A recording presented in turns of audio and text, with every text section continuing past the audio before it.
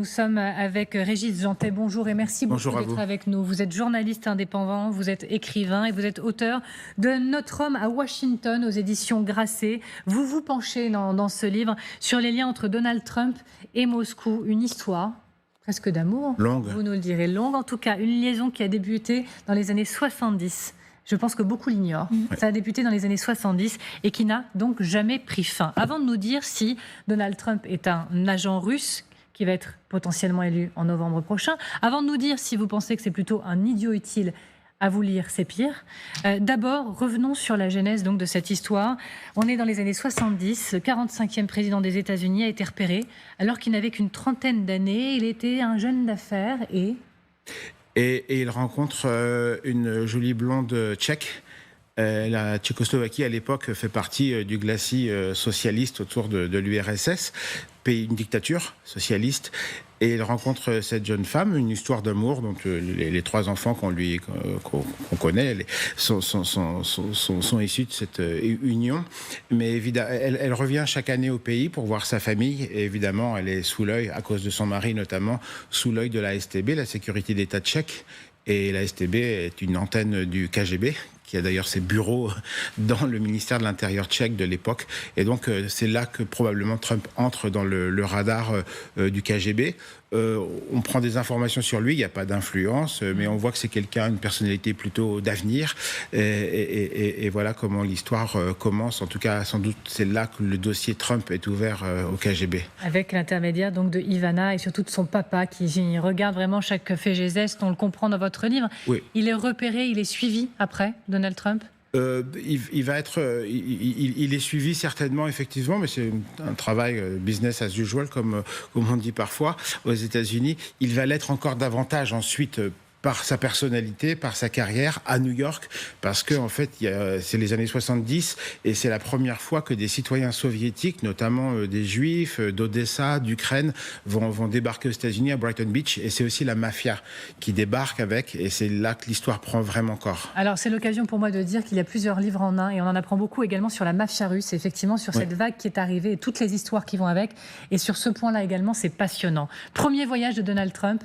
On est en 1987, c'est ça ? C'est ça, juillet 87, une opération complètement montée par le KGB, ça, on le voit et je le raconte dans le détail en m'appuyant sur des gens qui ont enquêté dans des livres, au FBI aussi, la CIA, enfin tout le monde s'est intéressé à cette histoire, après souvent, mais c'est vraiment un pur montage du KGB, invité par l'agence Intourist, donc l'agence d'État de tourisme, mais qui en fait, jusqu'à aujourd'hui d'ailleurs, est complètement tenue par des gens du KGB ou aujourd'hui du FSB, et parce qu'il s'agit encore une fois de l'approcher, et cette fois-ci on n'est plus simplement dans la collecte d'informations, mais on commence à le recruter d'une certaine façon. Mais est-ce que lui il sait, il a conscience qu'il devient à ce moment-là un agent ?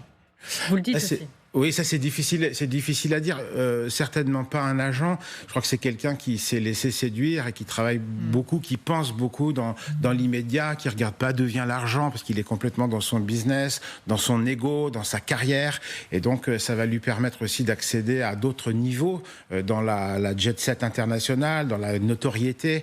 Et je crois que c'est aussi pour ça qu'il se fait avoir, en pensant beaucoup à ses projets en fait. Et au glamour, parce que vous le dites, il aime le glamour russe. Oui, c'est ça. Mais qui l'entoure à ce moment-là ? Parce que ça aussi, vous parlez d'une cohorte dont la liste est impressionnante. Est-ce qu'on peut compter même le Kremlin directement dans cette liste-là ? Oui, parce que, alors ça c'est difficile, et moi qui suis un spécialiste de la Russie, c'est ce que j'ai pris soin d'expliquer dans cette histoire, c'est que contrairement à l'Occident, par exemple, lorsque vous êtes un mafieux, vous êtes forcément lié au KGB. Et ça c'est la vieille histoire de la mafia soviétique puis russe qui naît en fait au sein du goulag. Enfin, elle existe hors du goulag, mais ensuite elle va exister dans le goulag, et là elle va pouvoir continuer à exister qu'à condition de coopérer avec le pouvoir, à très haut niveau. Et effectivement, la galerie de personnages que je me suis retrouvé à décrire dans ce livre sont des gens qui sont à la fois très haut placés dans la mafia, et en même temps très haut placés, mais vraiment au plus haut niveau, avec des contacts au plus haut niveau au sein des services de sécurité russes, et ils sont tenus. Si tu veux pouvoir faire tes sales business, si je puis dire, alors il faut aussi coopérer avec le pouvoir, et c'est ce qui va se passer. Et aussi, est-ce que Trump est conscient? Je présume que oui, c'est pas un imbécile non plus, c'est quelqu'un qui... Mais en fait, il va fermer les yeux parce que à chaque fois qu'il va risquer la faillite, et il en a risqué 7 dans son histoire, à chaque fois qu'il va vouloir se donner une ampleur sur la scène internationale, monter de New York à Washington, à chaque fois, on va avoir des mafieux qui arrivent, qui mettent de l'argent, qui viennent blanchir de l'argent dans ces casinos aussi, et ils vont le sauver de la faillite. Les mafieux particulièrement effrayants. On parle quand même, pardonnez-moi l'expression, de gros poissons qui viennent dans ces casinos et qui effectivement utilisent... Et on se rappelle peut-être, pour ceux qui l'ignorent, mais que dans les années 90... Donald Trump, il multiplie les faillites, en effet. Oui. Il perd le contrôle de 3 casinos.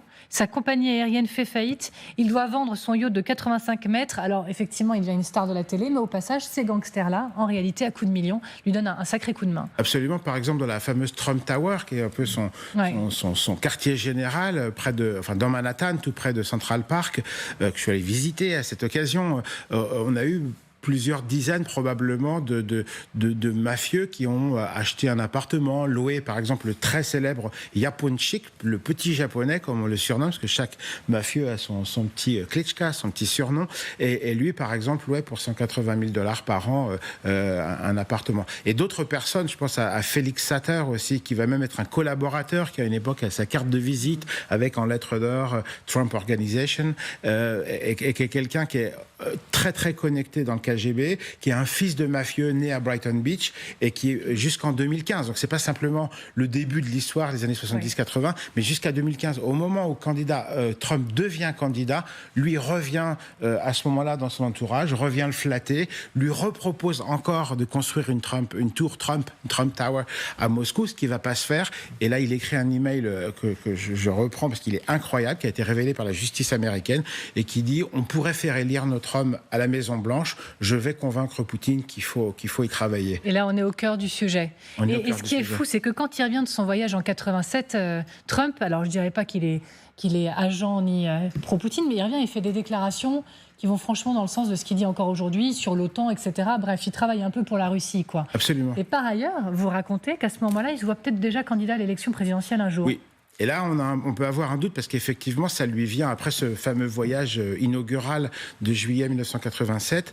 En septembre, effectivement, il achète pour $94 000 des pages comme une publicité où il publie une lettre ouverte dans le New York Times, le Washington Post, le Boston Globe, donc ce qu'il y a de mieux dans la presse américaine, et il dit il faut cesser de financer l'OTAN et tous ces gens qui vivent aux dépens des Américains. Exactement ce qu'il dit aujourd'hui, et on ne peut pas faire plus plaisir à la Russie, à Moscou, qu'elle soit la Moscou soviétique ou la Moscou de Poutine, qu'en disant ça.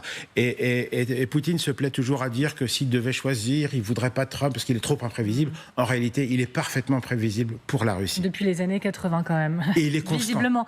Alors il y a plein de choses étonnantes dans ce livre. Et donc on apprend d'une ancienne de la CIA que visiblement il donne du fil à retordre aux Russes, Trump, parce que à vrai dire le type est ingérable. Oui. Parce que alors c'est pas un agent en fait en tant que tel. Un agent, c'est quelqu'un qui sait qu'il travaille pour un service, on le paie pour ça, il rapporte de l'information ou il fait un travail d'influence. Lui, c'est plus complexe que ça, et le vocabulaire qui sort, et ça m'est confié par des gens de la communauté du renseignement américain, on parle, et selon eux, le KGB le qualifie de contact confidentiel. Donc ça, c'est quelqu'un qu'on cultive, qui n'est pas payé en tant que tel pour chaque prestation, pour chaque dossier qu'il remet. On n'imagine pas Trump sur son ordinateur rédigeant son petit rapport, ça marche pas comme ça. En revanche, on le cultive avec des mafieux qui, de temps en temps, au bon moment, viennent mettre de l'argent, des oligarques, par exemple, sa villa de Palm Beach qu'il avait achetée en 2004 pour 41 millions. Entre 2004 et 2008, le marché reste stable, il fait aucun travaux dans cette villa. Elle lui est rachetée par un oligarque 95 millions 4 ans plus tard. Bénéfice de 50 millions comme ça. On est en 2008, c'est la crise financière. Et là, on est en 2008. En effet, on est vraiment au début de l'histoire, mais il y a tellement de choses à raconter. Et notamment, une histoire folle dans l'histoire. Vous racontez qu'à l'époque, dans ces années 80-90, ça passe sous les radars, des liens entre Trump et la Russie, par exemple, mais pas seulement, parce que ces histoires, elles fleurissent, mais le FBI n'a pas, dans les années 70-80, l'expertise suffisante, n'a pas de russophone, par exemple, dans ses rangs. Oui.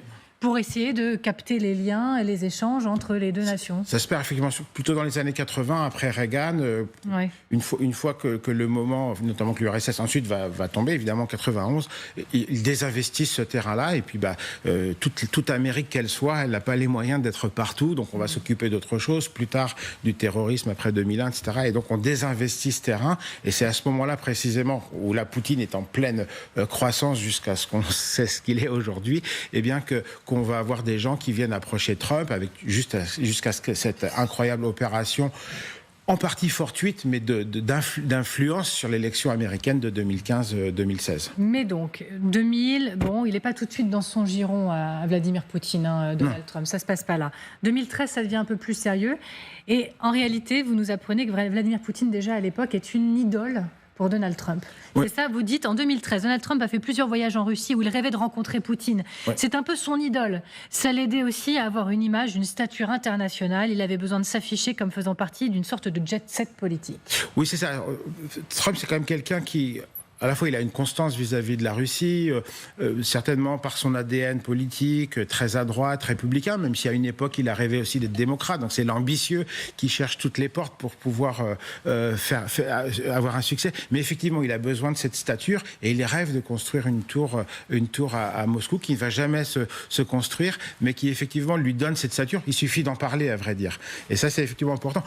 Poutine va l'ignorer d'ailleurs. En 2013, ils veulent le voir, il ne le rencontre pas à cette occasion. Il l'a rencontré ensuite que président à Hambourg en 2017 pour la première fois. Yael Gauze lève le doigt. Est-ce que les Américains, c'est fou, peu de gens connaissent ce passé sulfureux, ambigu, pro-russe de Trump. Est-ce que les Américains, l'opinion publique américaine a conscience de ce passé-là, de cet historique-là et des conséquences possibles pour leur propre pays? Pas véritablement, je crois, en tout cas pas dans son électorat qui est complètement concentré sur autre chose, le fameux électorat MAGA, Make America Great Again, et qui ne voit pas ça. Si vous leur expliquez, vous direz fake news Probablement, regardez ce qui s'est passé lorsque son procès s'est ouvert pour avoir acheté les services puis vouloir faire taire une actrice porno qu'il avait, alors que c'est un électorat chrétien qui se dit défenseur des valeurs, alors que son épouse est en train de donner naissance à leur fils, il a cette rencontre avec cette prostituée. Donc, et l'électorat reste inébranlable parce que c'est probablement pas ça la question, il y a d'autres choses qui viennent travailler la société américaine. Donc sur Poutine, non. Et le cœur même de l'électorat MAGA, ce qu'a fait Trump aussi, moi je suis pas un spécialiste de politique américaine, mais j'ai dû vraiment m'y tremper pour ce livre, c'est quand même quelqu'un qui a complètement renversé le parti républicain, qui l'a fait changer. Historiquement, c'est aussi le parti de Reagan, c'est quand même des gens qui sont opposés évidemment au communisme et donc à la Russie. Et il a fait changer ça parce que c'est le fantasme du grand homme, des grandes puissances. Et ça, c'est une constante chez Trump. Alors, dès 84, il ne jure... on voit que sa relation avec la Russie, elle est déjà écrite. Il veut s'imposer comme médiateur dans le domaine du nucléaire entre la Russie et l'URSS, alors qu'il n'est qu'un développeur immobilier. Il doute de rien, c'est aussi sa personnalité. Et à ce moment-là, en gros, ce qu'il explique, c'est qu'on va s'entendre avec les Soviétiques, mais les deux seuls qui garderaient la bombe nucléaire sur Terre, ce sont les États-Unis et l'Union soviétique. C'est tout ce que Moscou veut entendre déjà aussi. Alors, le temps file et on ne peut pas revenir sur tout, mais bien sûr, le point d'orgue, c'est 2016 avec l'élection et déjà l'ingérence via les mails dans l'élection avec Hillary Clinton. Et depuis, forme-t-il un vrai duo? Vous le savez, le journaliste américain Bob Woodward affirme que Vladimir Poutine et Donald Trump se sont entretenus pas moins de 7 fois depuis son départ de la Maison-Blanche. Donc je viens à la question initiale de cet entretien. Est-il aujourd'hui un agent de Poutine, Donald Trump? Est-il même son idiot utile parce que pour vous, c'est pire encore? Oui, c'est-à-dire que pire, ça voudrait dire que effectivement, c'est peut-être pas un agent au sens technique qu'on utilise dans les services de sécurité, comme je disais, au sens où tu me donnes de l'information, je te paie pour ça. C'est beaucoup plus important. Et c'est pire encore parce qu'il y a une adhésion de fond.